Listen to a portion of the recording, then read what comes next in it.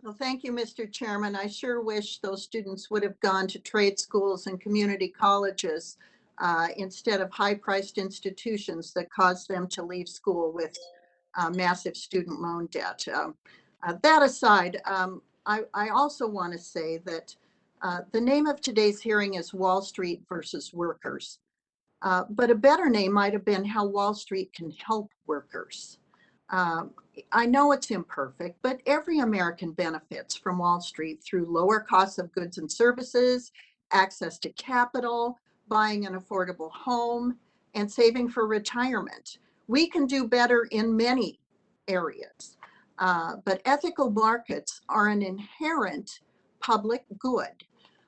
And as a person who's an advocate for Bitcoin, I want to say that I see that as a great leveler for people of color and for women, both in terms of employment and for savings.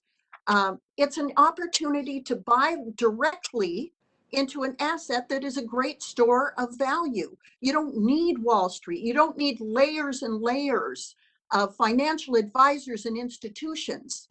The person who's outside building on this building can go out after work and buy a fraction of a Bitcoin and save it, and it's going to be a greater store of value, just like gold would be when he's older and ready to retire.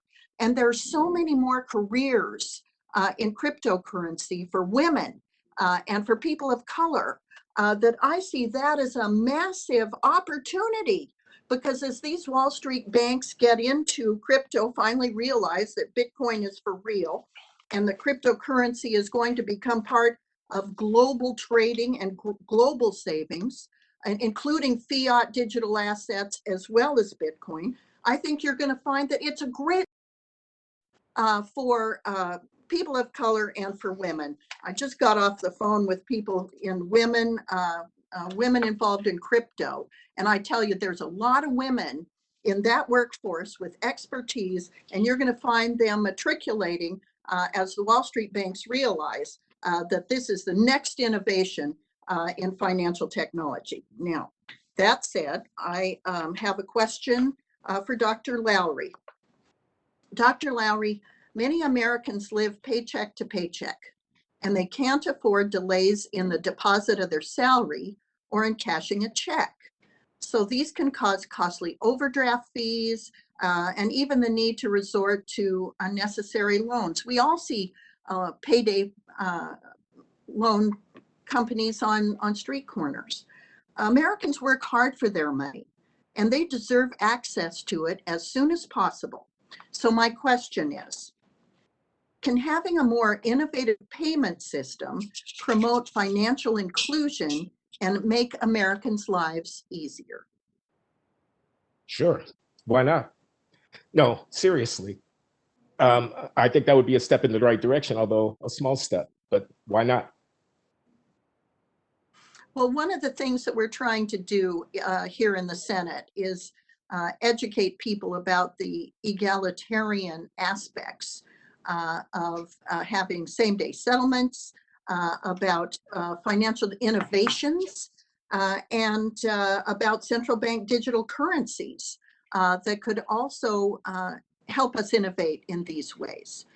So my fellow Senator Kirsten Sinema and I are forming a Financial Innovations Caucus to make sure that these kinds of innovations that tend to level the playing field and take the layers out of between money and the people who earned it is more available. So we look forward to all of you participating in that dialogue because it's important that people be close to their own money.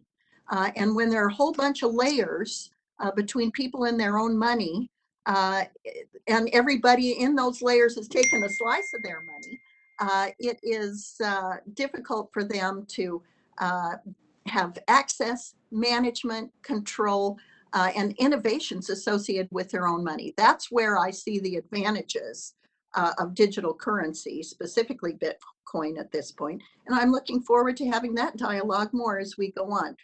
Thank you, Dr. Lowry. I yield back. Thank you, Senator Lummis.